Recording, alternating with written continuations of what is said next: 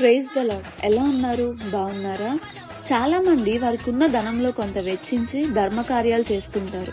మరికొంతమంది వారికి ఉన్న దానిలో వారు సంతృప్తిగా ఉంటూ, నేను ఎవరి దగ్గర నుండి ఏమీ ఆశించలేదు కదా, ఎలాంటి అక్రమాలు నేను జరిగించట్లేదు కదా, అయితే నేను మంచివాడినే, నీతిమంతుడనే అనుకుంటారు. మరికొంతమంది మోషే ధర్మశాస్త్రంలో చెప్పినవి నేను పాటిస్తున్నా కాబట్టి నాలో ఏ పాపము లేదు, నేను నీతిమంతుడనే, నీతిమంతురాలనే అనుకుంటారు. ఈ మాటలు వింటున్న మీలో కూడా ఇలా అనుకునేవారు లేకపోలేదు. మరి ఇలా అనుకుంటున్న మీకు ఈరోజు యేసయ్య చెప్తున్న మాట ఏంటో తెలుసా? రోమా 3వ అధ్యాయం 28వ వచనం.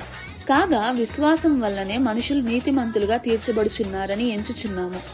బైబిల్ గ్రంథంలో మనం చూసినట్టయితే ఒక యవనస్తుడు యేసు యొద్దకు వచ్చి నిత్య జీవంలో ప్రవేశించడానికి అర్హుడిని కావాలంటే నేను ఏం చేయాలి అని అడిగినప్పుడు, ఈ లోకంలో నీతిమంతులమని అనిపించుకున్నటకు కావలసిన కొన్ని లక్షణాలు చెప్పినప్పుడు, వాటిని నేను చిన్ననాటి నుండే చేస్తున్నాను అని చెప్తాడు. అయితే నీకున్నది అమ్మి బీదలకిమ్మనగానే చిన్నబుచ్చుకొని వెళ్ళిపోతాడు.